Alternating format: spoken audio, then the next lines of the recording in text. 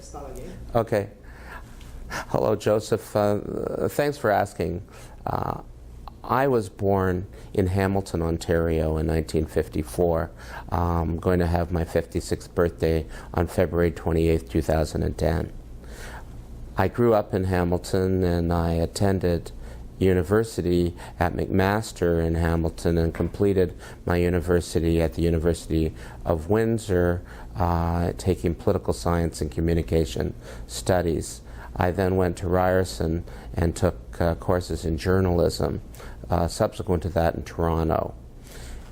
I was married in 1984, and at the same time I had Laura, my first daughter, in 1985. And we were happy, and with my involvement in politics from prior, we got interested when in Richmond Hill we had bought a house from plans, and the neighborhood, some things were going on that we didn't like with the planning process. And I started to attend meetings even though we hadn't moved there yet, and found that I was unhappy with the way we were being represented. So I said at one point, gee, I could do a better job than that. My wife said, well, then why don't you? And in 1988, I ran for council. And I knocked at everybody's door, and even though I was a newbie in town, I managed to get elected Ward 3 councillor in 1988. And that was my first time in politics. I, with Frank Endine, who was then a new regional councillor, we caused tremendous change. We challenged what was being done in the town. And remember, the town back then had 50,000 people, unlike now. I was a civil servant at the time, working for the federal government, and in fact, once I became a councillor, for a while I became a very part-time federal employee, and I retired in 2009 after 25 years working for the federal government. In saying that, as a councillor in our first term, we caused a lot of change. We got our financial systems in the town reorganized.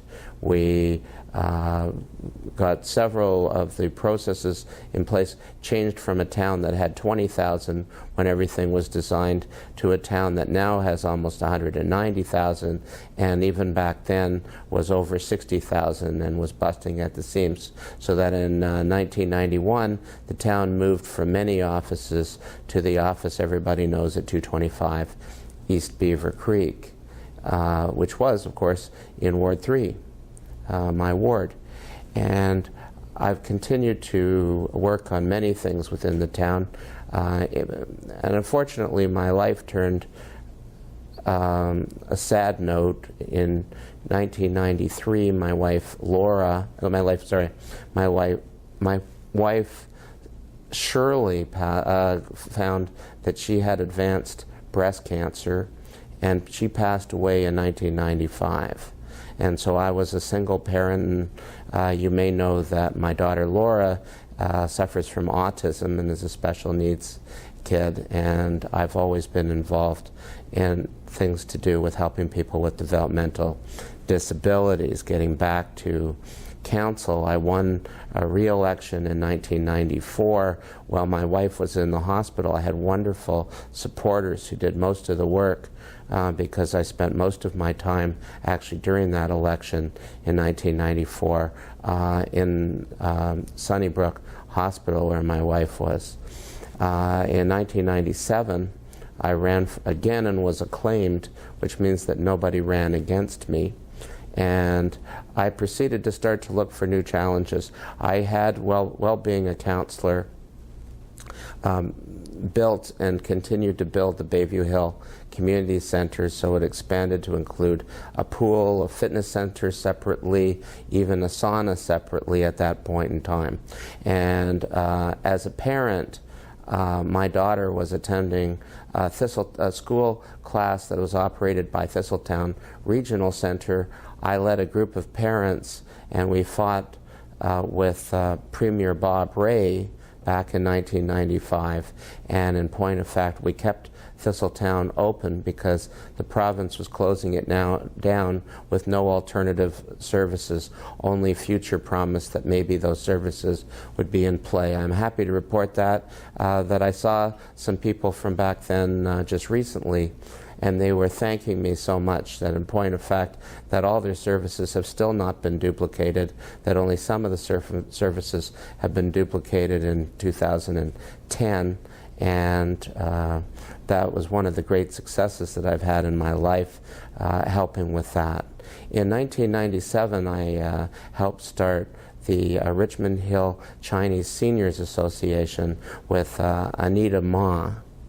And you may have been to one of their events. I'm sure you have, Joseph, over the years. And dealing with seniors, I extended that in 2004 when I created the Bayview Hill Seniors Program, and I got two very good partners to come in with the town to build that for day programs for seniors, and that is Care First and CICS, or the Center for Information and Services. And every day there are programs going on all day at the Bayview Hill Community Center for them. The partnership's original, and we have over 1,000 people, mostly Cantonese, who are participating in that seniors organization. I also, at about the same time, helped start the York Indian Seniors Association to help a group of Indian Canadians have day programs. They haven't grown as large as the Bayview Hill Seniors Program, but they're flourishing and doing very well. And I'm proud of my involvement in trying to help and create meaningful activity for seniors. In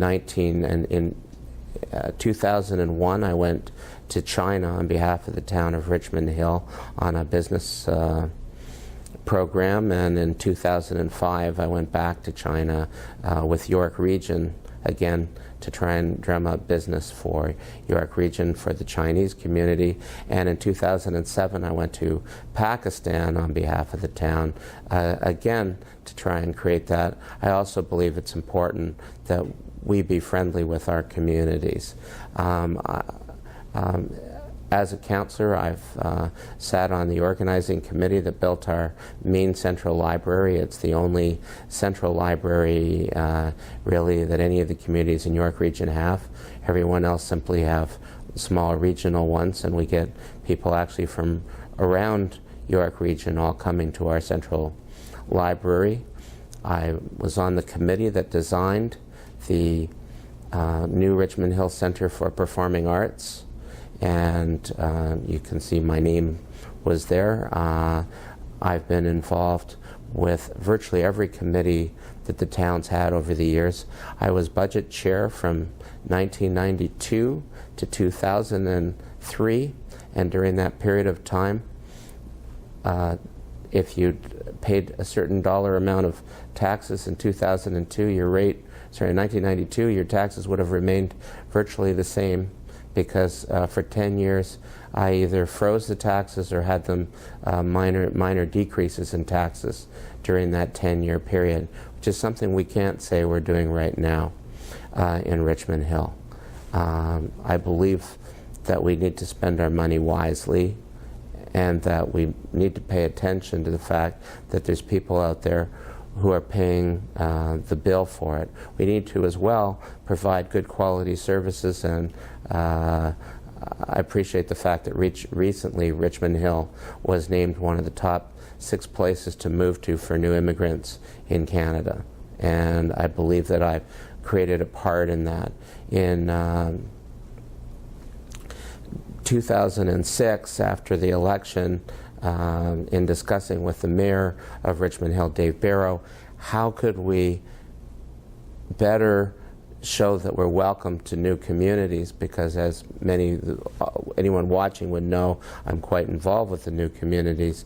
I said, why don't we have events that welcome the people in? And the mayor started his the mayor's Chinese New Year celebration, the mayor's Norwoo's celebration, and many other celebrations that the mayor has been doing. I feel I have a good assist in creating those, and you see me as the god of fortune.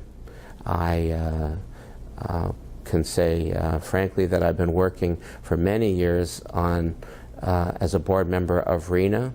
RENA provides services for people with developmental disabilities, and there's over 100 Chinese people that we provide daily or weekly service to.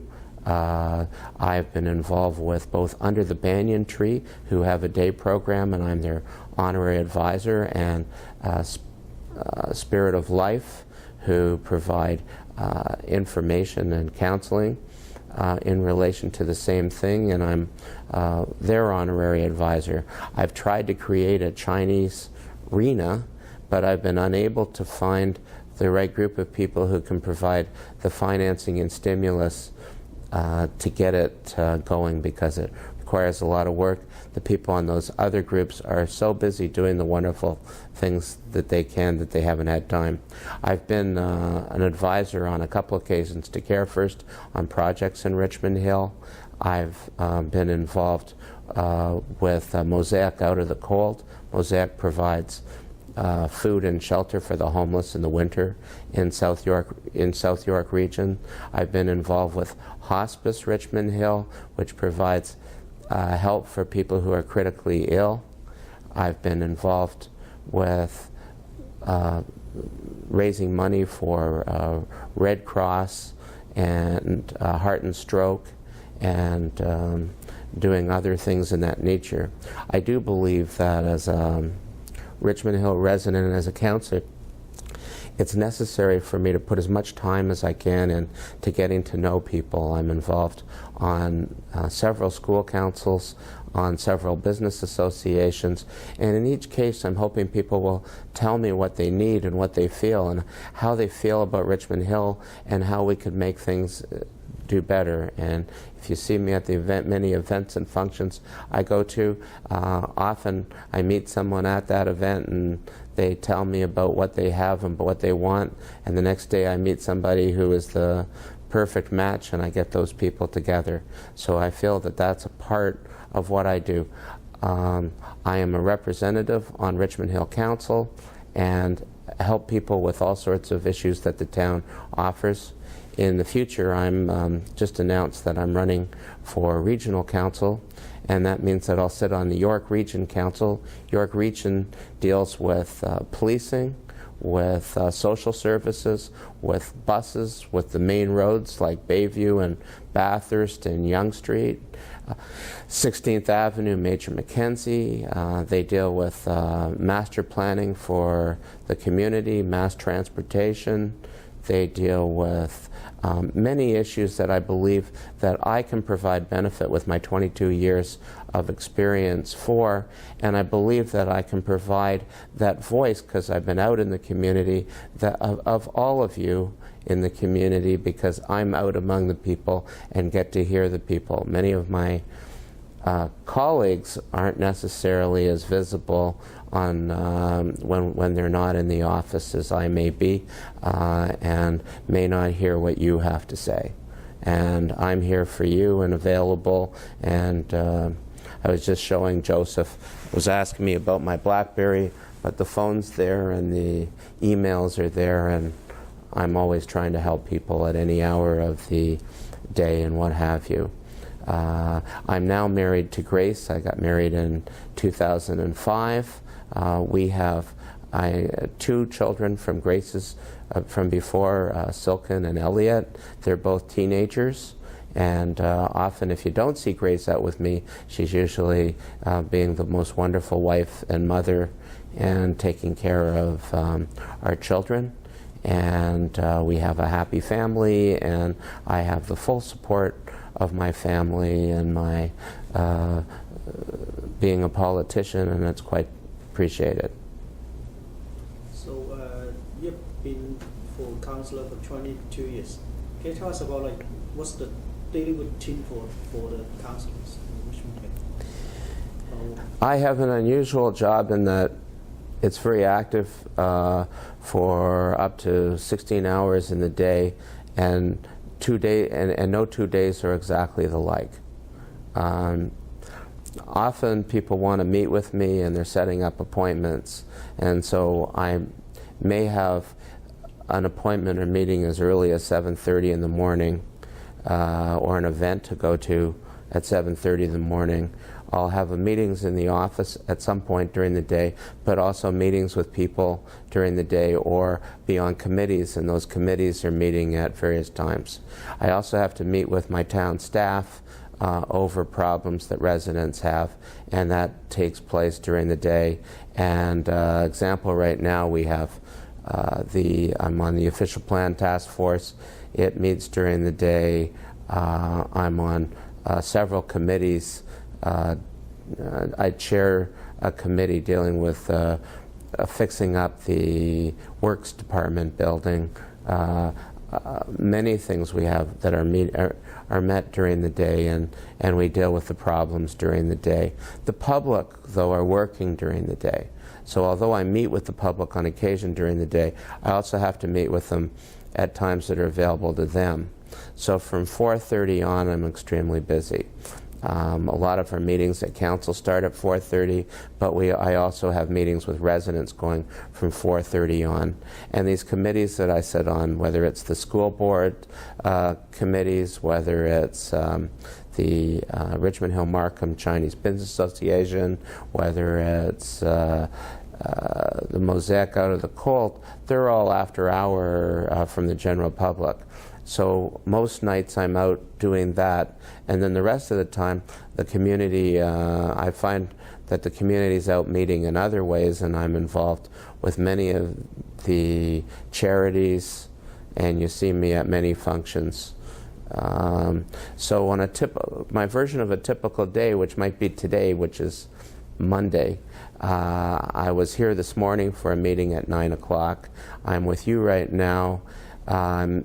I have to go out to meet somebody, a businessman, at his office.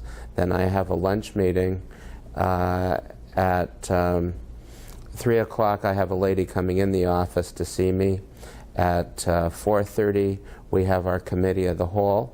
If I can, I'd like to leave the committee of the whole at 7, because I have a school council meeting at 7:15. Subsequent to the school council meeting at 7:15, York Rotary, which is a Rotary that I sit on, and I was actually I was on Richmond Hill Rotary just 2 years ago as Rotarian of the Year, but which I'm very active. Rotary does great things for people, and people should get involved with service groups. Anyways, and then I'll end up with them. The likelihood is that I'll get home close to 11 o'clock tonight, and that's Monday. So that's not an uncommon day for me. The unusual days are more on the weekends, because I'm trying to fit in both the family and the community. And because my daughter Laura is special needs, I always spend one day with her. I'll pick her up about 11, and I'll drop her off 5 or 6. When she was younger, she was easier, being autistic, to take to functions. Now that she's older, she's not necessarily as happy with that, so you see me with her sometimes, sometimes not. At the same time, there's numerous community events going on, and I try to make whatever arrangements to go to those events, whether it's in all the communities, because I believe that I'm representing everyone. You spend more than 1/3 of your time in town of Richmond Hill. Can you describe your relationship between you and the town? Well, I love the town of Richmond Hill. Town of Richmond Hill is the center of York Region, and is really the center of everything, with the highways interconnecting. I've believed that what you see is Richmond Hill has David Cohen in it. I've been councillor for 22 years. When I started on council, as they say, it had about 50,000 people, and now it has almost 200, or it's grown 400% of the time, and I've been involved in the planning process. I've watched as the things have grown, and it's like my child. when you've been doing it this long, you care for it. You feel everything wonderful for it. And I must tell you that I love working in Richmond Hill and the people of Richmond Hill. And that's why you see me out so much, because I really love what I do. I'm lucky. I'm a lucky man. I do a job that I really like doing. And I like being out with you if you're out with me in the community. I like being with people in the community, and that's what I was saying, like not everybody in my line of work enjoys being out with the public, or will eat any kind of food, or at least try it and see what it's like, or participate. To me, it's all just an adventure. My father taught me that you should spend each day, you wake up in the morning, if you're in a good mood, you're in a good mood, you're not, you're not. But you should live one day at a time and enjoy each day one at a time. And I truly believe I live one day at a time, and I have a very busy, involved schedule. And the reason I do is because I do that one day at a time, so I can appreciate where I am and what I'm about. And then the next day comes and I'll deal with that. But the biggest problem I have is not being home as much as I should at supper time with my family, because I'm out with people in the community. So do you think that you're really attached to this land? Because you live here, work here, you like here, but what we tie, you still live here? Well, I've lived in Richmond Hill now for about 25 years, and I've spent most of my time trying to make Richmond Hill a good place to live. And I really care for Richmond Hill and its citizens. I actually have no desire to move anywhere else. When I got remarried, my family were nice enough to move to Richmond Hill to be with me. And I've always lived actually within the ward. Running for regional council, I run town-wide, and so I could live anywhere in Richmond Hill, but I'm staying where I am in Bayview Hill. Can you describe your relationship with the fellow councillors and mayor during your service? I have a good relationship with most of the people on Richmond Hill Council. Politics is always a business where you have disagreement, otherwise you wouldn't need a bunch of us. Some people say that it's light out and someone else says it's dark out, or we all have our own opinions on various things. I believe that Richmond Hill Council is a very good council. Our reputation is good. We're not, it's not scandal-ridden, so I believe that I get along very well with my colleagues. You mentioned that got more people now than 20 years ago, right? And then from 55,000 to almost 200,000. What are the challenges today so the town faces? We face several challenges right now. Firstly, our sewer allocation for new homes is frozen because the region of York several years ago did not properly prepare itself for ongoing development, and now they're fighting with every anti-development person is trying to stop the pipe from coming to Richmond Hill one way or the other, and I don't expect new allocations till at least 2013 right now. And you say, well, why does that have an impact on us? When there's not new money coming in, then things slow down. And we at the same time have a lot of new people and a lot of needs for new people to cover their services so that they're not pressing on the existing services. So we're looking at building a new community center in Oak Ridges, but the money to pay for it, which would be coming from new homes in Oak Ridges, those people aren't necessarily moving in. It's a challenge. And in turn, keeping our taxes frozen is a challenge because we don't have certain revenues that are created from new homes and new people coming in. I personally believe that growth is an ongoing thing that's necessary, that if you freeze things and stagnate them, so too does money stagnate. And therefore, you don't get the same business coming in. It's not as attractive.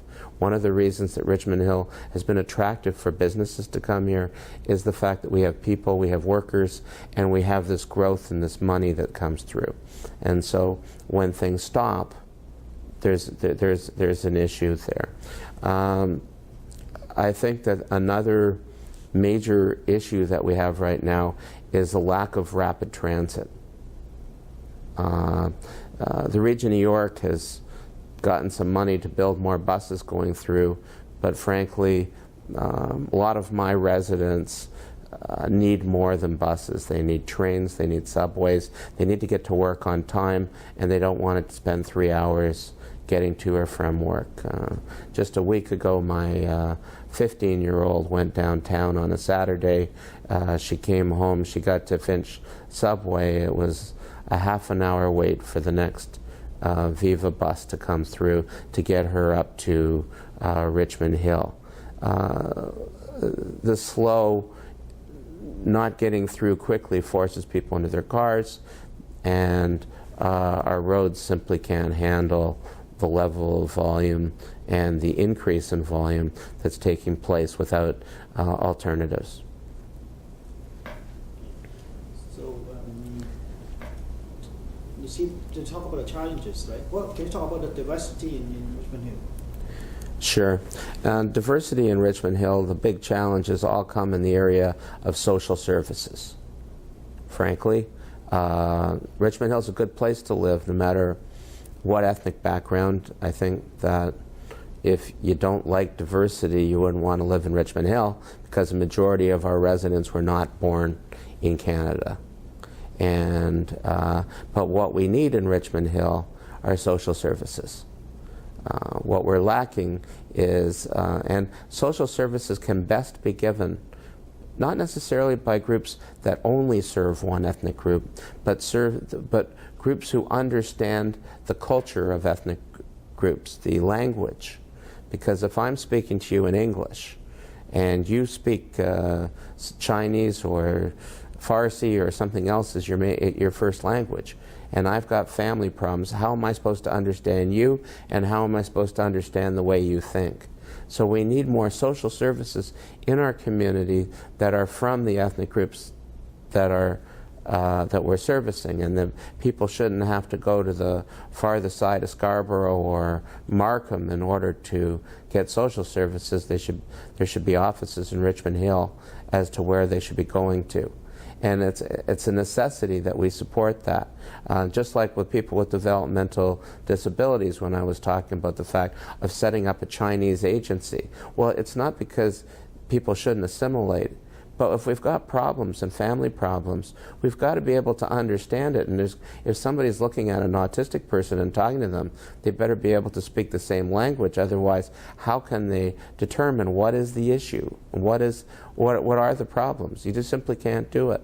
So my long-time experience, I'm on a committee dealing with developmental disabilities of many faith and culture groups. And our purpose is to let people know that there needs to be cultural sensitive organizations to deal with problems in our community. That sure enough, you can have a choice of having a non-denominational group if that's what you choose, but that many people would be better served if people understood their families, understood their backgrounds and their beliefs, because their backgrounds and beliefs can be very different. Can you talk about the relationship between Richmond Hill with the provincial government or also federal government? The Richmond Hill is a body that's been set up by the provincial government by Act, and it's done through the Region of York Act. And so the Region of York, where I want to run, is tied into Richmond Hill directly, where they're the senior level of government, and Richmond Hill's in effect the junior level, although many of the services get directly provided to you from Richmond Hill. Waste management, the Region of York is the ones who actually find the place for the garbage to go or the recycling to take place, and we're the ones who pick it up. Water, we deliver the water. The agreements are all set up through with the City of Toronto or Halton or Peel. We do, the Region of York does the negotiating and sets it up. So the province of Ontario, we often will make requests individually, but by and large, the deals usually take place through the Region of York, not through the town of Richmond Hill. Sometimes we get some money given to us from the province. I don't expect in the near future, with the level of deficits that the province is currently undertaking, because they indicated they'd give us money from surpluses, and we're obviously not seeing surpluses right now. We know that we have three levels of government. According to this, there's a region in between. There's 3.5 layers. Is that right? Well, you need that regions. Can you? Okay. Well, that's been an ongoing. There's an ongoing dilemma. Why we need a region is that we need to be. There's a lot of things that we need to do that we can do better if we do it in a larger context. And whether it's social services and the funding, you can't build little infrastructure to create for everything. You can't have where it's good for providing localized service by having a town or a municipality on a more global context. We need to be able to work with the other municipalities, say with policing, again with rapid transit where more money is required. We need something. Whether it would be a regional government or it would be a bunch of commissions like they do in New York, you need something so everybody's talking to each other, and so that we work together and row by the same oar in order to get the services for you that we need. So you can look at the two of them as being the local. The federal government, by the British North American Act and our Constitution, their issues are generally Canada and how Canada relates to the rest of the world. And the provinces, generally speaking, are responsible for how we live in our social security. So education, healthcare, municipalities, we all fall under the provincial side of that. So normally speaking, the federal government, if they give us anything, it's not necessarily their responsibility, though sometimes it should be, because their responsibility for trains, and we need subways, and we need GO trains. So we suddenly need them so that they can help us fund rapid transit. The federal government is responsible for certain highways and have the ability to tax that municipalities don't. So sometimes we get their help that way, but we don't get nearly the help from the federal government. In fact, if anything, the federal government, and it doesn't matter which party, has tended up until very recently to shirk us, to give us virtually nothing. Okay, and that's not they're really shirking us. It's fact is that nothing's take place.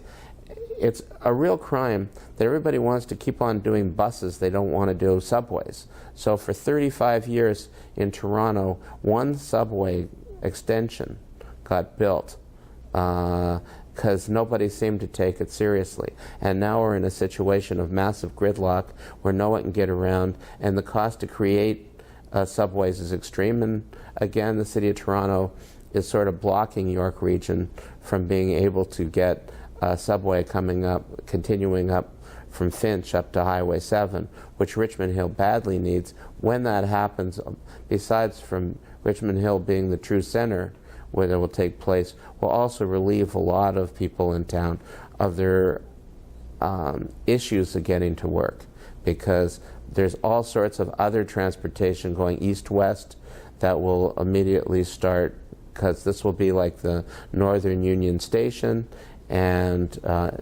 it'll be a lot easier for everybody to get around. But it's going a lot slower than I would hope.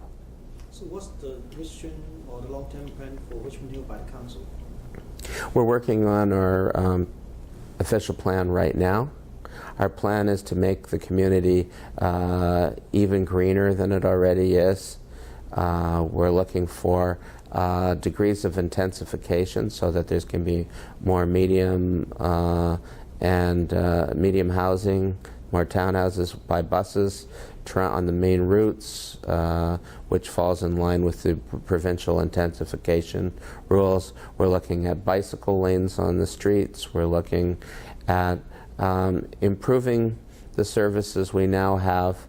We've done a lot of focus groups with the community, and we're hoping to make Richmond Hill an even better place to live.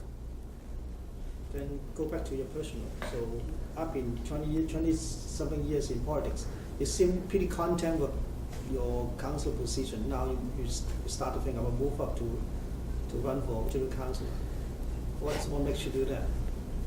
I think I can add to the issues we were talking about, whether it's involved with rapid transit, whether it's involved with social services and representing our various communities in social services, involved with representing our community, involved with traffic. I was the chair of the gridlock task force with many of the things, waste management. I've chaired and been involved in all these things, and I believe that I can work effectively at a regional level to provide a voice for people at that level. And you're going to say, well, why have you started now and not in the past? And there's really been a few reasons for that. Firstly, I was working part-time for the federal government, and I didn't feel that I had adequate time to be able to do it before. I think that, secondly, I've kept myself very busy by being involved in the communities and have enjoyed being a Ward 3 councillor. I enjoy being a Ward 3 councillor.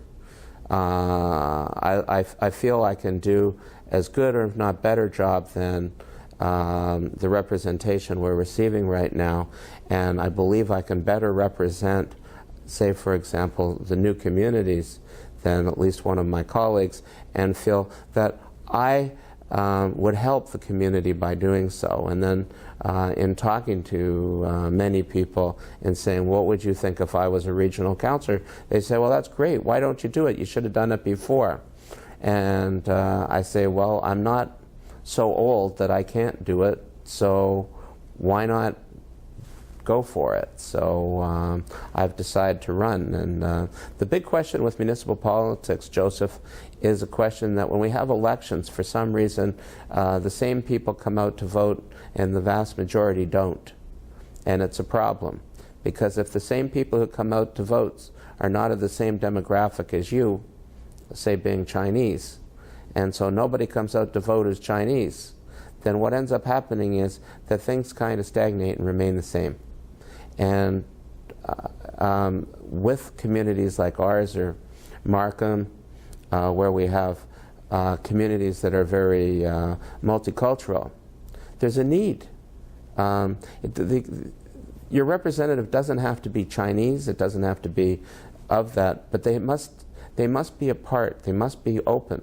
They must come out to all the community. They must be welcome to the community. And I think there's a real need now for the Chinese community that represents 25% of our total population to say, you know what, we're going to come out and look to see who represents us and who we should vote for.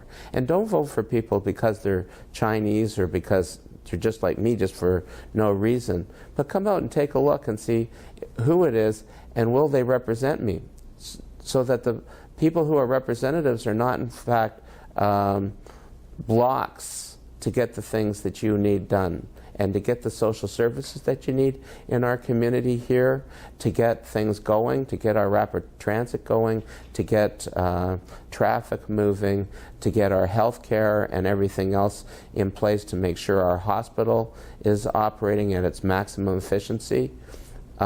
Because, by the way, York Region's involved with the hospitals, They're involved with your healthcare, your social services, your traffic, your garbage pickup, your snow removal. It's all at York Region.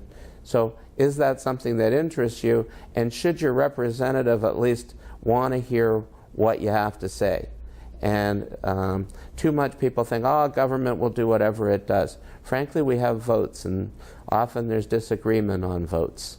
And often a reason in Richmond Hill that we don't have, like in North York, where the snow gets removed from windrows, is the fact that when I was pushing that many years ago, a majority of my colleagues disagreed with it and didn't want it. Now they want it, but the cost to set it up is so, having not set it up, is so outrageous that we can't do it. And I think you need forward-looking people, people who are open to listen to the public and get involved with the public. I think you need to come out. And this is a country where we have an opportunity to vote. And if you don't, I think you've got the same old, same old. So I know you're still very young in your political career. So do you really think about when you will retire? Actually not. As you know, I've been a Ward 3 councillor for 22 years, and you know the fact that there was no candidate per se or something pressuring me that I had to leave Ward 3 to run for regional council. In fact, it's a lot safer for me in my career. And in the first discussions that I had with my close friends in Grace on, well, should I run for region or should I stay as a Ward 3 councillor, the question that people would ask would be, well, what happens if you lose? And the answer is really that I hadn't really given it some thought. I have to win. That I've been a politician for 22 years. I love doing this work, and I love being involved with the community.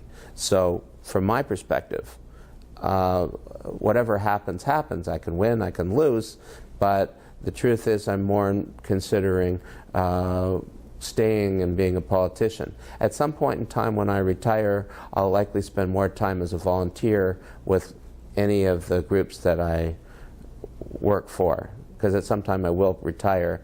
I think as a senior, when I'm retired, I should still be out as active as one can be retired.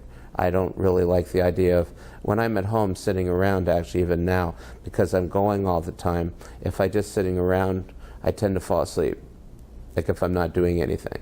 I need the activity. I need to be out and doing things, and that's what I'm geared for and enjoy in my life. But retirement will happen at some point in time. Either the public will decide that I'm not the right candidate this time or next time, or at some point I'll retire, but I'm really too young to be contemplating it. And I say that